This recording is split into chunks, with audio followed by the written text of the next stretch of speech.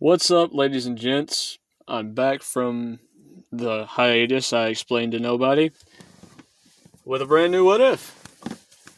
This time, what if Goku was born with God Ki? Otherwise known as what if Goku was born a Saiyan God? So, without further ado, let's get right into it. We start out with Goku being born in the same year as Vegeta, and we're going to accelerate things just a little bit. So, that's going to have something to do with it later on. Goku and Vegeta are born with the same power level, the only difference being that Goku cannot be sensed and Vegeta can. Not as if that would have any change at all, because Bardock's still going to send Goku away. For the same reason he did in original Dragon Ball Z, which is he had a low power and they sent him away. Goku still lands outside of Grandpa Gohan's, but nobody can sense his ki at all. Not that anybody would normally be able to sense it at this time anyway, except Goku has around a power level of 1,000 currently.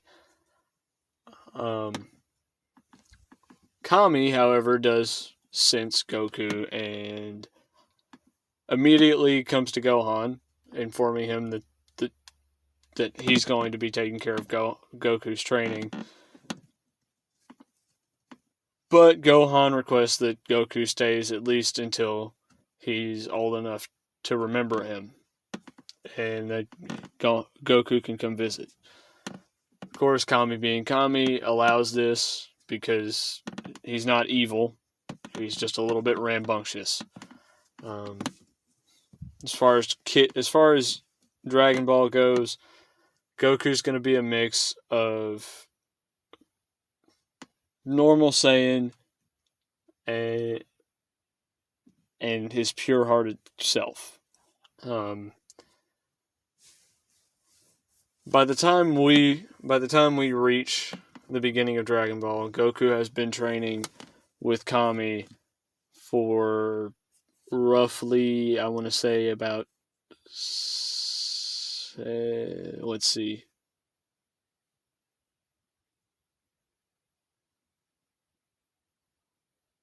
Goku has been training with Kami for about 8 years.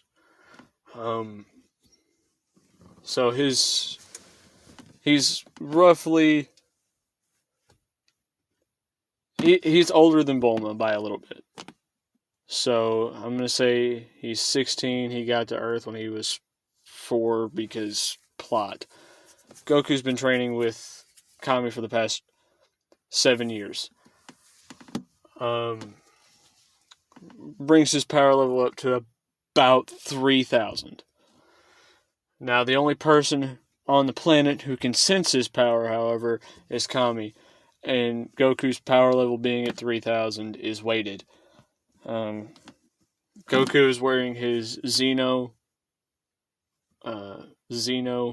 from Dragon Ball Super Heroes outfit because I figured it'd be nice to change it up a little bit.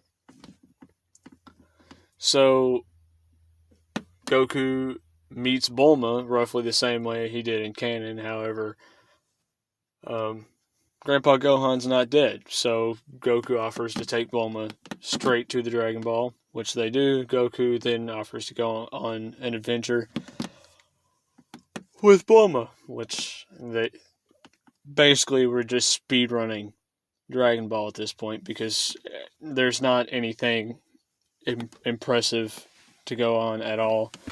Goku's a lot more well-mannered, so we can't even talk about that time when Goku slapped Bulma's panties and then took them off. So Master Roshi getting the Dragon Ball, Goku's just like, hey, I'm Kami's student, give me the Dragon Ball. And Roshi complies.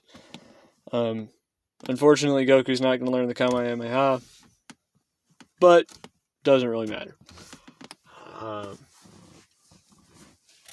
As far as Goku's interaction with Chi-Chi goes, no. Chi-Chi is not ever going to ask Goku to marry. Well, Chi-Chi is going to ask Goku to marry her, but Goku's going to say no. He's got his eye on somebody else, and if you can't guess, Bulma.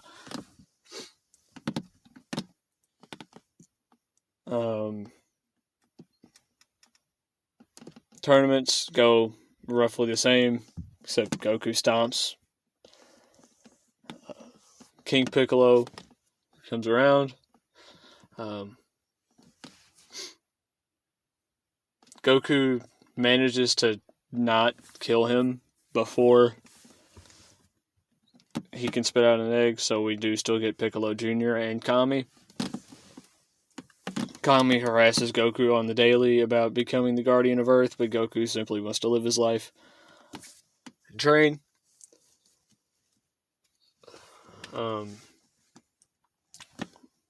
Piccolo Jr. arc comes around. Piccolo doesn't go to the tournament. Piccolo instead flies to the lookout, and with all of his intent being set on getting revenge on Goku, Goku senses evil approaching and goes down. They have their normal fight. Goku simply spares Piccolo Jr. much in the original without any issue, no Kami getting absorbed or anything like that. Goku then flies over to Bulma's house, and they get together. Much on the same time schedule, around the time that they're supposed to be having their reunion in Z, we see Goku and Bulma going to Kame House for nostalgia reasons, I guess, and because that's where everybody knows to go. So they're flying to Kame House. Goku introduces Gohan, and everybody's all like amazed for some reason that Goku and Bulma are together. It's around this time when Raditz shows up, going to the highest power level, which is still Piccolo. Raditz goes again, and there's a new power level, roughly around 1500. It's Gohan. Gohan, one is Bulma's kid, so he's naturally gifted as far as intelligence goes, more so than his canon counterpart. And Goku is literally a god right now. Born with it, near immortal. Like most Saiyans, he won't age ever, because he's a god, born that way. We're gonna fix the immortality thing to Supreme Kai later on, but I'm getting ahead of myself. Raditz shows up. Of course, talks to Goku. Wanting to know why not everything's not dead. Goku explains that he loves this planet and the people on it, and points over to Gohan, who for some reason has black hair, mostly because Goku's hair is dominant. Goku's genes are dominant, at least in this shuffle. Later on, we might see something else. So Gohan looks relatively the same. Kind of a mix from Trunks and his canon counterpart, only with black hair.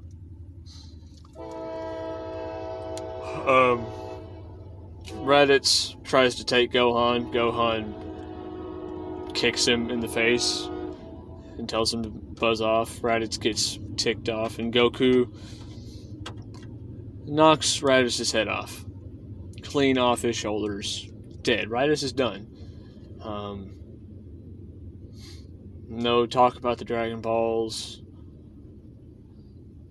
However, the very abrupt end in communication, followed by Goku putting on the scouter for kicks and giggles, and then handing it to Bulma.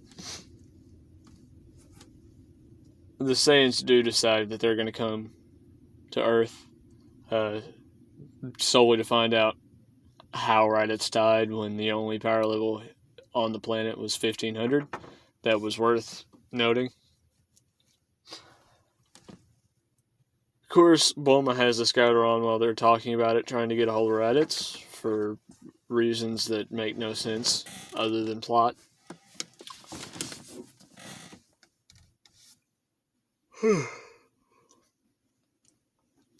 Shortly thereafter, Goku's contacted by King Kai.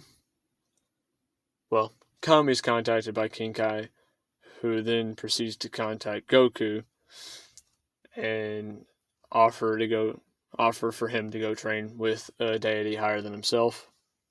Goku obliges, already being able to fly, taking his weighted clothing. Goku's not dead. There is no need for the Dragon Balls. Gohan is going to train with Kami, with the rest of the Z Fighters, and Piccolo, who's also going to train with Kami. So they're all going to be around 4,000 in a year's time, and Goku is going to come back.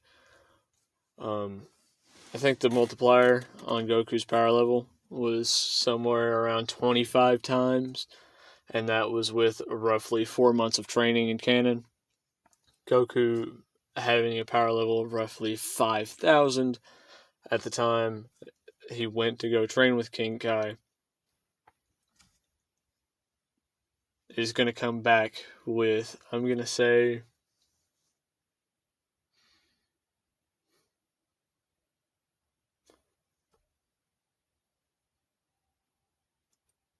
a power level of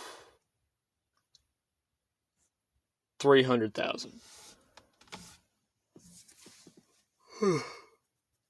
Solely because it didn't take him but maybe a week to cross Snake Way at a pretty leisurely pace. They said 1,000,000 miles, and Goku just kind of took off flying. The only reason it took 7 days and not shorter is because Goku did have to stop and rest and eat, because he has a mortal body, and he doesn't want to have to get revived because he starved to death. Simple as that. Goku gets back in plenty of time to meet the Saiyans, and they all, of course, they arrive as per usual, destroying the city completely, and then flying off to meet the Z Warriors. Now, Piccolo and Gohan are tied with Nappa at max, and Goku is leagues above Vegeta. Of course, Vegeta lands and begins interrogating everyone on who killed Raditz, and everybody points the finger at Goku. Goku simply just goes, well, he tried to take my kid and hurt my wife, so he died. Of course, Vegeta then kind of puts 2 and 2 together with Goku and Gohan both having, Saiyan features, except Gohan's hair being more tame than most Saiyans. Seeing that everybody's power level is well above that of a Cyberman, they don't waste time with Cyberman, and Nappa tries to fight Gohan because Saiyan, but Piccolo wants the opportunity to kill something of the same race as Goku, and thoroughly dismantles Nappa with little to no effort. Mind you, they are roughly the same power, and Nappa is quite an experienced fighter, but Piccolo can sense energy. Piccolo is a martial artist, which gives him a bonus fighting opponents at all, much less bigger, slower, and more brutish than him. And they're both capable of outputting the same strength. Piccolo sped up the amount of time it takes to fire a special beam cannon and shoots a special beam cannon, killing Nappa. Now, Goku and Vegeta's fight is going to go a lot different canon. Goku doesn't need to use the Kaioken at all at any point during this fight, and is simply toying with Vegeta because Vegeta's the strongest opponent he's ever gotten to face, and he still leagues above him.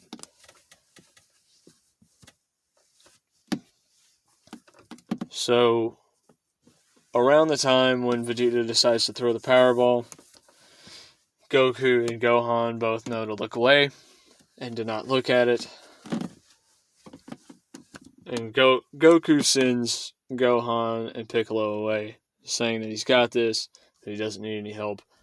And judging by how confident Goku was when seeing Vegeta as a great ape, they both decide that he probably knows what he's talking about and actually leave this time. Goku very simply toys with Vegeta while he's still a great ape, dismantling every move. I mean, basically you gave Goku a bigger target, and while yes, Vegeta was faster and just as maneuverable as he was in his human form, Goku simply is a smaller target, capable of blocking every hit that Vegeta can possibly throw at him and taking no damage. Vegeta resorts to trying to blow up the Earth, and Vegeta uses a Gallic Gun as a great ape instead of a mouth blast, figuring it would probably be best to not try to fire something out of his mouth, knowing that Goku will either clash with it or simply disperse the attack and fly straight through him. Goku, however, decides to clash with an attack reminiscent of Bardock's Final Spirit Cannon or Tyrant Launcher from the Xenoverse games, throwing a one-handed attack, much like Full Power Energy Wave, except it's blue, at Vegeta. Goku simply holds it there until Vegeta tuckers himself out, blows up the full moon, and says there's no reason for them to be fighting. And Vegeta, at this point, after being humiliated by a so-called low-class warrior, simply asks Kakarot how he's so strong and why he can't sense his energy. Goku explains that he has something called God Ki. He doesn't know why he has it, but he does. Vegeta, not knowing anything about any Super Saiyan God legends, simply is bewildered, but says that with his power they should be able to take down Frieza. Goku, knowing that his base power level is pretty high, and Goku, while he was training with King Kai, discovered a form that greatly boosts his power, says, who's Frieza and why do we care? Vegeta then explains to Goku who Frieza is and what he did, and Goku, not so much wanting to appease Vegeta, because he did just try to murder his friends, to no avail. I mean, Vegeta could have, at some point, tried to execute the humans, but he watched Piccolo dismantle Nappa, and before he could have even reacted or gone to, Goku would have been on top of him like a rabid dog. So Vegeta submits here much earlier, still hesitant to admit that Goku is stronger than him, but slightly less injured, but a lot more fatigued than he was at the end of the Saiyan arc, or the Saiyan saga in Original Z. Decides he's going to stay on Earth and explain to Goku who Frieza is and what he's about. Because Vegeta, let's face it, is not the type, really, to just go around willy-nilly killing planets. He's more interested in a fight, especially after Goku. Of course, Vegeta's still going to be a work in progress. Goku being so far ahead of him already is just going to accelerate the amount of time it takes for Vegeta to become quote-unquote normal, or like we know him towards the end of Z and beginning of Super. Now, Goku, realizing that gravity training helped him out a ton, then decides he's going to go to Bulma and ask for a gravity room. Now, with Vegeta's last known location being Earth, and nobody talking about Dragon Balls over the Scouter, remember, the whole reason that the Frieza Force never came to Earth until, after this Namek saga in Z is because Earth wasn't so much on their radar. However, with being the last known location of the Saiyans, and Frieza just simply wanting to make sure that the Saiyans are completely gone, or they're not organizing a rebellion, Frieza is going to go to Earth. He's not going to worry about Namek, because Namek's not so much a spacefaring planet. They're just as much in the galactic boonies as Earth. And he's not going to go myth hunting when he can make sure that the Saiyans are finally no longer an issue. So Frieza decides he's going to conquer every planet on the way to Earth, because the Saiyans, at last he checked, had a power level of 18,000, and all it would take to beat Vegeta, being the strongest, with a power level of 18,000 is something like 25. Would have very handedly killed Vegeta, unless the full moon. In which case, Vegeta likely just took over a planet. He hasn't reported in or sent anything over the Scouters. So Frieza begins conquering every planet, and Goku and Vegeta are simply training, along with Gohan and Piccolo,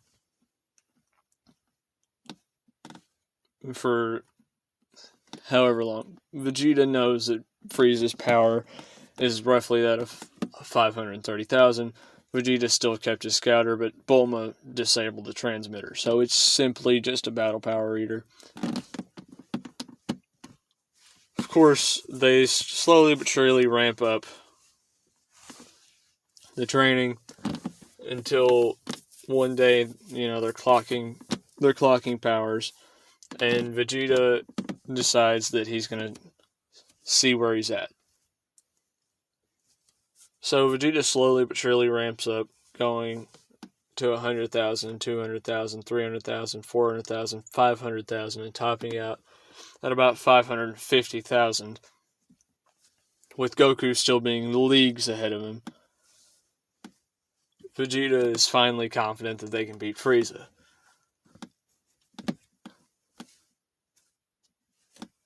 Ironically, it's only been a few months since Vegeta was fully healed. Vegeta and Goku are, funnily enough, becoming friends. Bitter rivals and a bitter friendship to begin with, but they train together every day. And every time Vegeta thinks he's caught up to Goku, Goku shows just how far the gap really is. Vegeta's starting to get frustrated because Goku is supposed to be a low class warrior. Of course, he's not going to go off and train by himself because he hasn't seen Super Saiyan or Super Saiyan God or anything. Now, Vegeta, because I need something to give Vegeta. Vegeta's going to end up with Chi-Chi, just because we gotta help out Chi-Chi. Vegeta's going to end up with Chi-Chi and have a kid. He knows it'll work. He wants to continue the royal bloodline. Yada yada yada. Goku and Vegeta keep training. So I'm going to do a little time skip to around the time where Trunks should have been showing up. Oddly enough, no Trunks. Frieza lands on the planet, not in his final form, and everybody senses the power. Of course, Vegeta is sitting relatively pretty. They haven't been able to test battle powers for a while, but the last number that they saw before the scatter blew up on Vegeta, who is in second place behind Goku, with Gohan right on his tail, and Piccolo bringing up the rear, but not too far behind.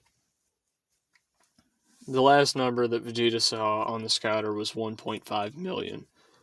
I'm not sure exactly what the capacity on Vegeta scouter was, but I'm gonna go out on a limb and say that his scouter was good enough to go to 1.5 million.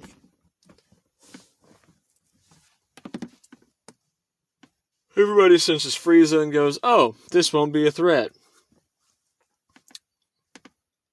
So Vegeta goes and he wants to be the one to kill Frieza. Goku and the rest of the Z fighters just dismantle the entire Frieza force without any issue. The Ginyu force was there.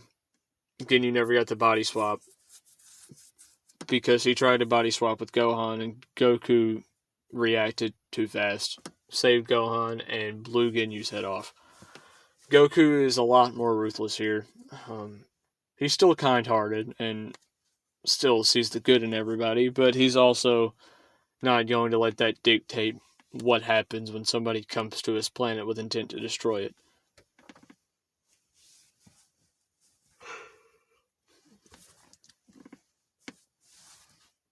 So, as this fight goes on, Vegeta keeps taunting Frieza and keeps taunting Frieza and keeps taunting Frieza.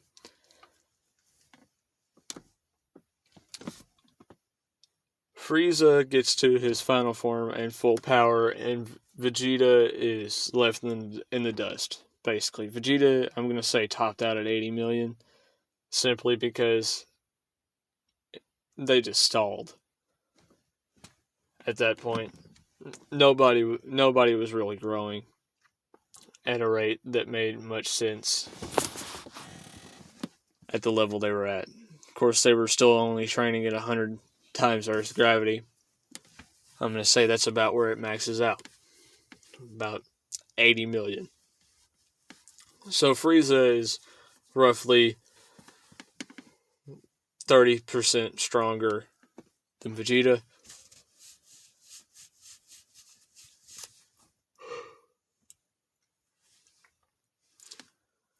But this is where Goku steps in and begins to absolutely demolish Frieza. However, Goku got laxed in this fight, and Frieza decides that he's going to at least do some damage to these filthy monkeys, and fires his death beam at Gohan. This death beam hits, and Goku goes berserk.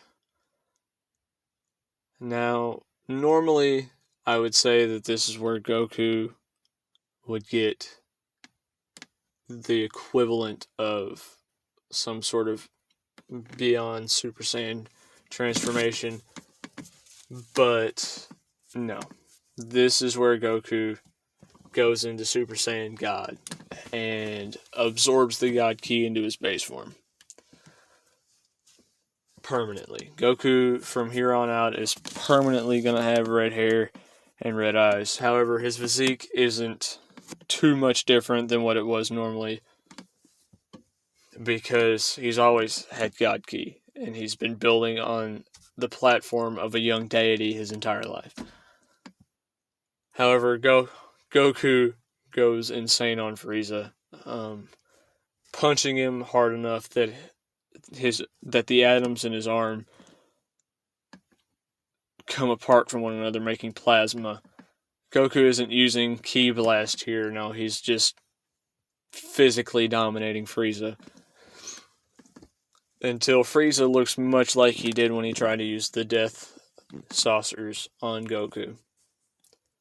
Goku isn't letting up. Goku's not giving Frieza any mercy. Goku, after Frieza is a floating stump held together by his insane biology, Goku kicks him into the air and just dusts him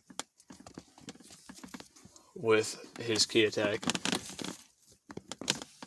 Then quickly using the Dragon Balls to bring Gohan back to life before Bulma finds out.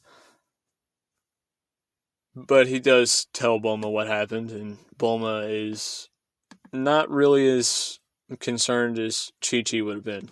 Of course, to ensure this never happens again, Gohan is going to continue training and studying. Yes, Gohan's still going to be a scholar here, but Gohan's never going to slack on his training. I'm hesitant to say that Gohan's going to get ahead of Goku, simply because Goku has God Ki, and that greatly enhances the growth beyond any mortal potential. We're going to skip past the Android saga. Actually, no, we're not. The androids still come about. However, there's not any Cell in this timeline, because there's no Trunks in this timeline, no time machines. There is no outside access to this particular branch of the multiverse that is Dragon Ball.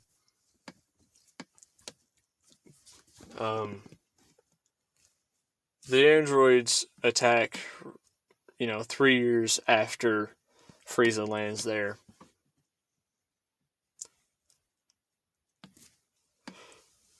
Of course, Frieza got there early, and with Vegeta realizing that they need, a better place to train, Goku talks to Bulma about upping the gravity in the gravity chamber. Here they go from about 100 times normal Earth gravity to about 1,000 times normal Earth gravity, which is, I'm pretty sure, close to where Vegeta was at in Super before, a bunch of crazy stuff. But everybody's going to train in this gravity chamber, with the humans training in the other one. This is where Gohan catches up with Vegeta, and they they're really neck and neck all the time. Vegeta still has the edge because of combat experience, but Gohan's now winning about 40% of their sparring matches, which look a lot more like knockdown, drag out fights, with Goku coming in once, things get a little too out of hand to stop it. So I'm going to put Goku in base form here at about where he was in Battle of Gods. Now, the reason I'm putting him here is because Goku is stuck in Super Saiyan God. Of course, nobody knows that it's Super Saiyan God yet. They know that it's God Key, but nobody's ever really felt the need to ask any questions about it. And Bulma actually enjoys Goku with red hair. So, that's a plus for Goku. Once the time of the androids arrives, Goku's not going to get the heart virus.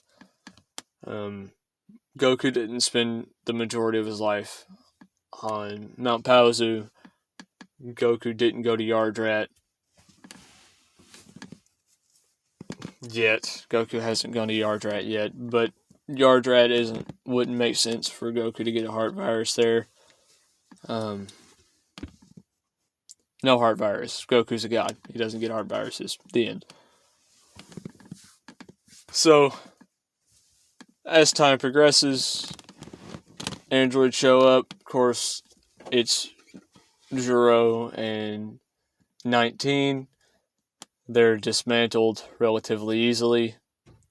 Juro, as the backup in his lab, releases the other androids. Vegeta stumbled upon Super Saiyan because at this point there's so many S cells between all of them. Of course, all the Saiyans still have their tails, which further increases their power. Goku typically has his hidden just out of habit, I suppose. I'm going to say on this outfit, it rests under the obi, keeping his gi together. Or wait, no, that's right. Anyway, they stumble upon Super Saiyan. Vegeta and Gohan actually have grade 2 figured out, simply because they're pushing themselves. So they're about the same power as Vegeta was fighting in Perfect Cell. In other words, even 17 and 18 aren't going to be very much of a threat. However, Goku does decide to spare them, and 16, reprogramming 16, and 17 going off to be a ranger, and 18 still getting with Krillin. Life continues. Goku decides that he wants to go explore space, and asks the Dragon Balls where would a good place for him to be to go train and learn new techniques, because he's mastered the Kaioken and the Spirit Bomb to a level that would make canon Goku, scream. One, Goku can use the Kaioken without fatigue because he's a god. Of course, he doesn't hold any station yet, but he's a god. And while he has them mastered, he's not going to teach anybody because King Kai, yada yada yada, other plot. Goku and Vegeta decide that they're going to take off for a year and go to a place called Yardrat. Of course, they didn't think much of finding a way back, so they ask the Dragon Balls to take them there. Luckily enough, they'll figure out instant transmission. Goku and Vegeta train there for a year, learning instant transmission and Force Spirit Fission and the rest of Spirit Control. They learn and master it all in about a year's time. Of course, training with each other every day, one-upping. Goku's a little bit better at healing than Vegeta, and other than that, they're basically equal on use of the techniques. Now, while they're about equal on use of the techniques, Goku has an idea, and that is to transform like Gohan and Vegeta do.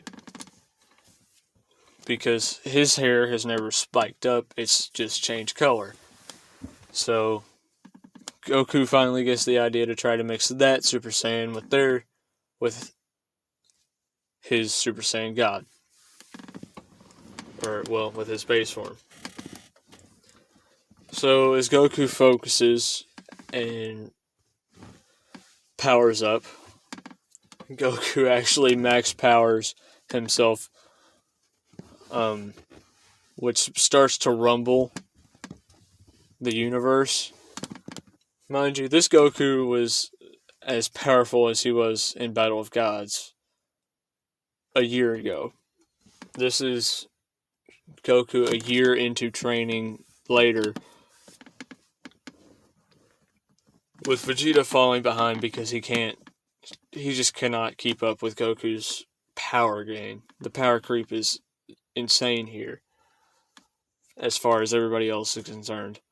Vegeta is still leagues above where he was in the Buu Saga because of his training partner, but he's having trouble. He just can't learn God Ki from Goku. So this Goku is shaking the entire Universe 7 by himself, simply powering up.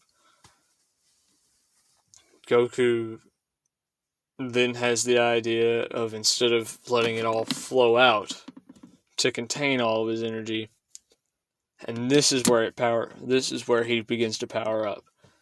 His hair spikes up, and his aura turns blue. Now, Super Saiyan Blue is not going to be as fatiguing for Goku as it was in the original, because this isn't Goku accessing God Ki and then turning Super Saiyan Blue on top of that. No, this is Goku just simply transforming into Super Saiyan. Now, the transformation does greatly boost Goku's power. And this Goku going Super Saiyan is roughly the same as Goku Super Saiyan Blue Kaioken times 20 from the Tournament of Power already. Now, Goku figures this out and decides he's going to start training this. However, there's not really anywhere he can train without issue anymore. Kami's pretty much been left in the dust as far as power goes. So the Dragon Balls still only grant one wish a year. He can, however, upgrade the hyperbolic time chamber. So, Kami upgrades the time chamber to be a lot more durable. And Goku goes in to train with Super Saiyan Blue, which is what they're going to call it, because they don't know that Goku is a Super Saiyan God naturally. So it's just Super Saiyan Blue because his hair's blue. Pretty simple. Goku goes in and perfects Super Saiyan Blue, putting him at around his, as far as power is concerned, around his first Ultra Instinct Omen area. No, Goku does not have any level of Ultra Instinct. This is just Goku's raw power because he's been training non-stop.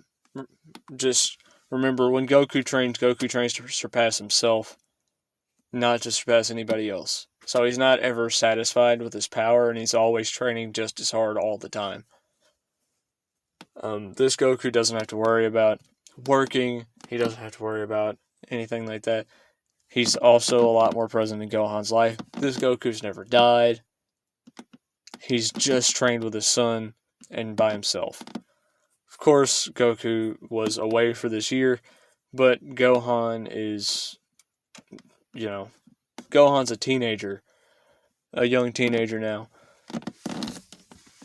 So it doesn't really bother him. Gohan, however, does decide that he wants to go off to Orange Star High School. Mr. Satan is not that big of a deal, so it's whatever the city was called beforehand. So that's still going to remain the same. However, that's still 6 years away. This Goku simply decides he's going to just train to... He's going to make improvements where he can, but now he's more focused on training Vegeta and getting everybody else closer to his level. Of course, even with Gohan and Vegeta being Saiyans, they're maxing out at Super Saiyan 2.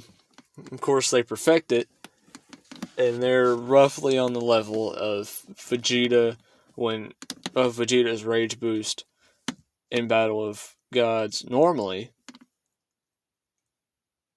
But there's just not much they can do. They're stuck. They're stagnant. So they all decide that they're going to enroll in the tournament 6 years later. Most of them roughly at the same power. Of course, this goes much the same, but Shinnik and Beto show up. Hey, Majin Buu's going to be resurrected. We need you guys to help. Of course, they assume they can handle it because of just how immense the power is here. But they're still wanting to be careful. So, Goku, Vegeta, Gohan, Piccolo all go to handle the situation. Of course, they hear strongest being in the universe because that was the way they were talking about Buu originally. They're like, "Oh, cool, this will be fun." No, it's not. Buu, they willingly give the energy after, murdering all of Babidi's henchmen. They willingly give Babidi the energy before offing Babidi to revive Majin Buu. They allow Majin Buu to be revived. And he's not even a threat at all. So, Vegeta and Gohan are basically trying to pick who's going to fight it. And Piccolo, being Piccolo, decides he's going to go up just for show. Mind you, this is a Piccolo that's never fused with Kami or Nail, but he's still a Super Namekian. He's still right on the heels of Gohan. And I say right on the heels, he's about 15% weaker than they are. And they're way above Buu. So Piccolo fights Buu into him splitting into two parts.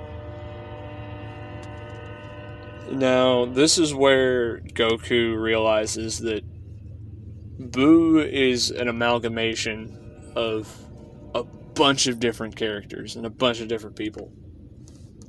So Goku gets the idea to use Force Spirit Fission on him. Mind you, he does this to the good Buu before Evil Boo does anything. They hear, and can see, one wanting to fight for evil, and they can sense it, and one wanting to fight for good. So they simply just erase Evil Boo from existence. Evil Boo was already weaker than Boo beforehand, so not really much of an issue. Goku then fights Good Boo long enough to bring out the Grand Supreme Kai, and I think it's South Supreme Kai. Goku frees them from Majin Buu, and Majin Buu reverts back to Kid Buu. And then they erase Kid Buu. Not Hakai erase, but much like in the original, Goku wishes for Buu to be reincarnated as somebody good, and they kill Majin Buu. Finally, Shin's like, well, you want to come train on my world? Sure. So they all go train with the Supreme Kai. Well, I say they all. Really, I just mean Vegeta and Gohan and Piccolo. Goku actually decides he's going to stay with Bulma for a little while, and he'll come train later on. Of course, Gohan still pulls the Z-Sword and trains with it. Gohan is leagues stronger than he was before. This Gohan is, I'm going to say 25% Beerus. This is, of course, after he gets his potential unlocked. And Beerus is going to wake up a little bit earlier here, but that's not the point. So, Gohan's roughly 25% Beerus, and this is 25% Beerus when he said he was fighting Goku at 70% as a Super Saiyan God. So, there's that.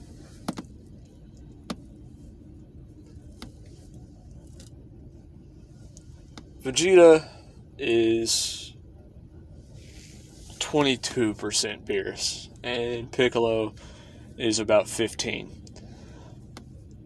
Of course, they broke the Z-Sword and got their potential unlocked. So they all have potential unleashed. As their main transformation, they no longer use Super Saiyan. And Piccolo is just thrilled that he's, anywhere close to the Saiyans. Of course, Goku arrives and they all decide they want to see where they're at against Goku, and Goku takes them all on at once, just still demolishing them. Supreme Kai offers to train Goku, or not so much train Goku, but unleash his potential, and Goku says, sure. Well, when he unleashes Goku's potential, Goku is still transformed into a Super Saiyan God, so he's still stuck there. It's just his base form, like I said. And Goku still transforms into Super Saiyan Blue. However, he's just had another power boost. This power boost is enough to wake Beerus from his sleep without any sort of insanity as far as bombs going off. Goku's power is enough by itself to wake Beerus from his sleep. Of course, Beerus asks Whis what's going on. Whis explains and asks, Beerus asks, so this is some sort of Saiyan God? I had a dream about this. Where is he? Whis explains that, he's on the world of Supreme Kai, and Goku and Gohan realize that it's Bulma's birthday. So they instant transmission back to Earth. Of course, Goku, already having this mastered, doesn't need to sense where the Earth is. He knows where it's at. Vegeta follows along shortly thereafter, bringing Piccolo with him, quite begrudgingly. So, by the time Beerus and Whis arrive on Supreme Kai's world, everybody else is back on Earth. And I think this is where I'm going to leave this part off. This is roughly an hour special. I wanted to make it a little bit longer than normal. Just as a, hey, I'm back sort of thing. If you liked it, leave a like, share it around with your friends, maybe even consider subscribing. I'm Zeph, and thanks for watching. Peace.